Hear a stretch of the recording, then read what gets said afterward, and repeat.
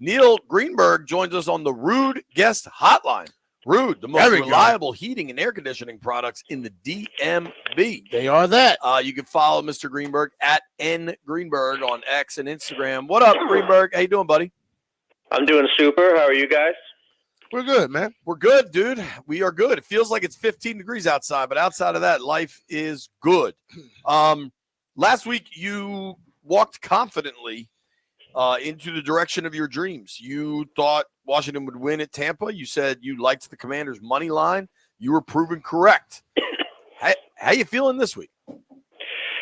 I am feeling a little apprehensive for the local club. I think, I'm not breaking ground here. This is probably the toughest matchup for them to date. It is a very important game.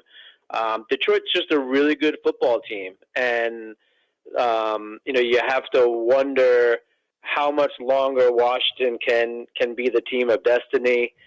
I think we're going to see a blowout here one way or the other. Probably going to be Detroit, but I can certainly see a path with Washington considering how they are just YOLO on fourth down, and that really can take the top off an offense in terms of just giving them more bites at the apple. But can also put Detroit into some favorable field position, and Detroit likes to go on fourth down in their own right, so it's going to be. I think we're going to see a lopsided event. What do you said that you can see it be a blowout either way? If if Washington ends up winning, what happens?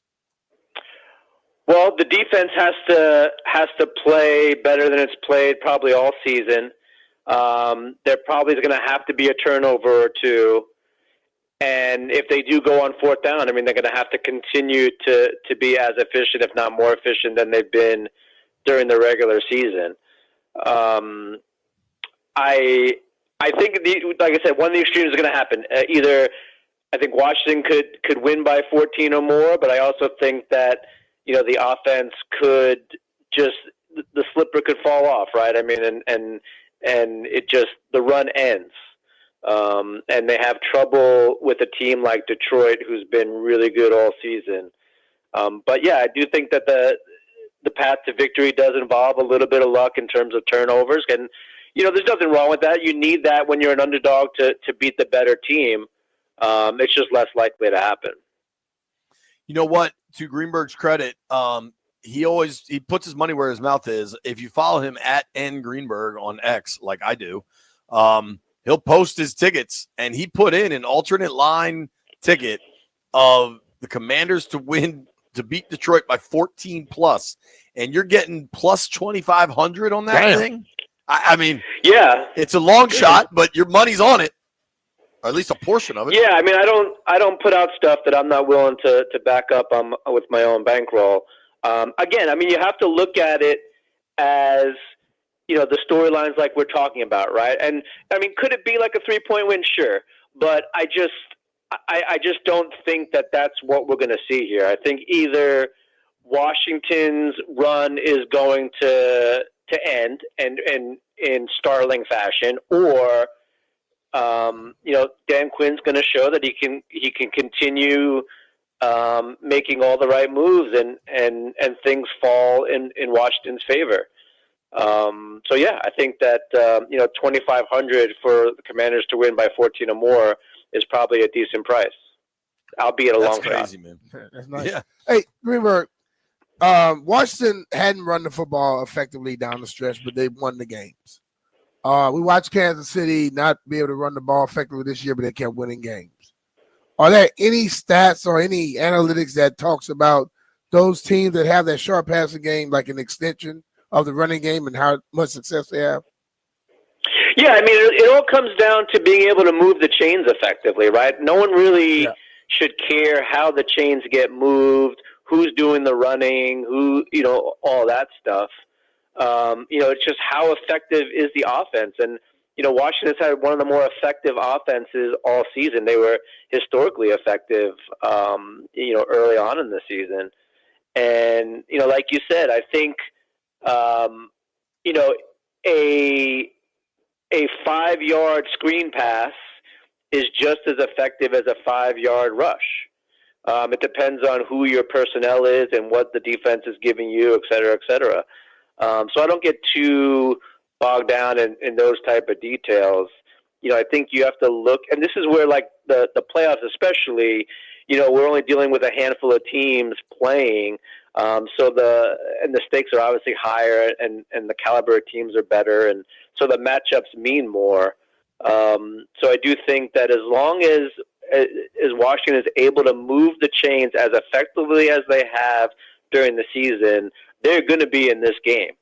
And if they get some lucky breaks, I think that they can break this game open. It's just that Detroit is just really good, right? I mean, they had the bye. I mean, like I said, I'm not breaking new ground here. Right. This is a tough matchup, and Washington is going to need a little bit of luck to go their way in order to win it. Yeah, I'm with you. We're talking with our friend Neil Greenberg here on the Rude Guest Line.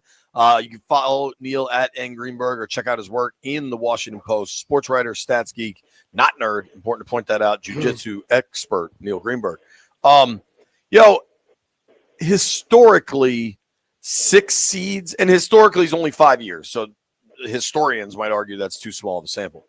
But since they recalibrated the playoffs to 7 teams, and it's only 1 bye, and the 6 plays the 3, the 6 has done quite well in the NFC. The 6 seed is 4-1 over the last 5 years, including Washington's win over Tampa.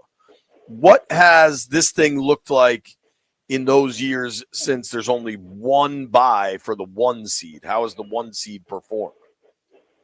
Well, they perform well. I mean, home field advantage is very valuable in this playoff format. Home field advantage in general has declined overall, and that's because teams travel better, et cetera. But the bye itself, resting players, having more time to game plan, et cetera, has proven to be really good. I will say historically, and this is not just the past couple of years, big home favorites like 7 points or more, they don't automatically run the table. Like, we're going to see one of them probably fall in the first round. I don't think it'll be the Chiefs. So it leaves Buffalo? only 2 others to really look at. But I do think that we're going to see a big surprise this weekend. I mean, we usually do. B kind of said it there. Would you consider – I mean, odds makers have the Ravens as a slight favorite. Would you consider the Ravens beating Buffalo in Buffalo a surprise? The odds makers did not have the Ravens as a favorite. The Buffalo opened as a favorite, and then the sharp money moved it. So they are not – Baltimore is now the favorite. Can I ask a question on that? Yeah, of course. Are we that convinced that the sharp money moved it, or could there have just been that much public money that moved it? Oh, I'm telling you, sharp money moved it. I know for a fact sharp money moved it. From what? Buffalo -1.5 to the Ravens -1? Correct. Yeah. Okay. Vegas is not going to move the number on volume. They don't care about the volume. I know people think that, but they don't care. They move it based on the sharp money. So Baltimore is now the favorite. I think that this one is really interesting considering the caliber of quarterbacks that we have going at it. One of them is probably going to be the MVP. You can make a case for either of them to be the MVP, and it's really hard to argue with. But yeah, to see Baltimore get moved to the favorite on the road is pretty telling to me. What's even more telling, and I actually tweeted this out, like, you can kind of figure out how the odds makers have these team ranked, and they actually have Baltimore as the top ranked team in the playoffs right now. Yet they're the second choice in the AFC betting odds and the fourth choice in the Super Bowl odds. So I think that Baltimore is probably undervalued overall, but they are considered the strongest team remaining in the playoffs. And if they were to face Detroit, who's the top team in the NFC, they'd probably be a slight favorite there. So, yeah, I think Baltimore is very, very strong. If you said this, you just said it in a way that you're too smart for me to understand. If Baltimore wins and they're going to Arrowhead next week, what does that number look like? Probably Kansas City by by 1 or 2, favored by 1 or 2. Because it's at home. Yes. Okay. Interesting. Yeah. Specific with Washington, I'm curious. They do a decent amount of checks at the line of scrimmage. I've worked a game in this Ford Field era when they're good, and that place is crazy loud. Do you see any of that kind of concerns just specific to game flow dealing? I think that the era of being intimidated by crowds is over, but sometimes it can just be so damn loud that it's hard to do your job. I think those are two different things. How much of the factor do you think that could be? Yeah, I think the noise is going to be a definite factor. Like you said, if you can't hear, then you can't execute. And, the game of football is fractions of a second, not like seconds. So, yeah, it could be something. How much of it is something, I don't know. I also know that Detroit likes to blitz almost out of necessity because of some roster injuries and stuff. I think Jaden Daniels could make them pay for that. Man-to-man coverage is something that Detroit's played very well against. Washington does like to play man-to-man. How does that change? So I think there's like a lot of these little nuance type stuff that we're really not going to know until we see it, how it's going to affect it. But I agree with you. Crowds, intimidation factor is not really that big of a deal, but noise could be a big deal, especially at key points. So we'll have to wait and see. But let me be clear. I think Washington is in this game if they're able to continue to do what they've been doing. They're going to give up points, but we've seen that they can also score points. If they can get a timely turnover or two, I think that could be the huge difference that puts it in their favor. And I believe that the offense can be the best defense for them this week. If they get those drives like they did in that second quarter where they went 17 plays, 90-plus yards, 9 minutes, that puts pressure on Detroit to just do something different. And then they got the timely turnover to Greenberg's point.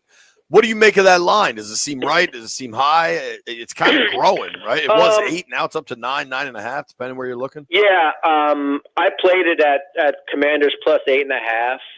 I was happy to be over the key number of 7, so to go to 9.5 is not really a huge deal to me. Obviously, 9.5 is the better price, but I don't know. I have it significantly less. I have the line as Detroit minus 6.5. So I was fine taking 8.5. I'd also obviously be fine taking 9.5. I'm surprised it's over the key number of 7 because, like I said, I think the top of Washington's offense is high, and that's because they're efficient, and also Dan Quinn will go for it. He will go for it in the right situations. He will continue to go for it even if it doesn't work out before. Like he is an analytics dream in that regard, and we have seen it make a difference in games. So I like that part of it. As I said, I have it a little bit closer than the odds makers do. But I do think that we're going to see a lopsided win one way or the other. But again, I did take Washington plus 8.5 and minus 13.5. Right. Like if you have Washington plus 8 and then you get it at 9.5, it's like, I'll drink Johnny Walker Black, but if you're giving me Johnny Walker Blue, I'm going to take it. Yeah, there you go. Let's run through the rest of the games, Greenberg. So you like the Ravens in Buffalo. You already said that, right? I do. Okay. Texans going to Arrowhead, 8.5. It's a big number for a Kansas City team that always wins, but they play close games. Yeah, I don't think this is going to be close. I think Kansas City is in postseason form. Patrick Mahomes is absolutely lights out in the divisional round. I don't think this game is close. I think they cover the number very easily. All right. That was thorough. Rams, Eagles. Eagles laying 6. Yeah, it's very tough to pass against this Philadelphia defense in Philadelphia. I have the under on the passing total for Stafford coming into this matchup under 226.5 passing yards. I think it's going to be really tough. I think Eagles win this one and they move on. Wow. So you got Chiefs, Ravens. Dude, I just pulled this up. You can get the Ravens to win the Super Bowl at like plus 475. That's almost 5-1. Right. And like I said, they're the top team in terms of like the odds makers power ratings. So that's a little surprising. Now, some of that is because they may not have home field, or, I mean, I know they're going to be like, in neutral spot, but, they're not going to have, there may be some home field stuff going through. But yeah, it is interesting that they are the top team in the ratings, but they're the fourth choice for the Super Bowl?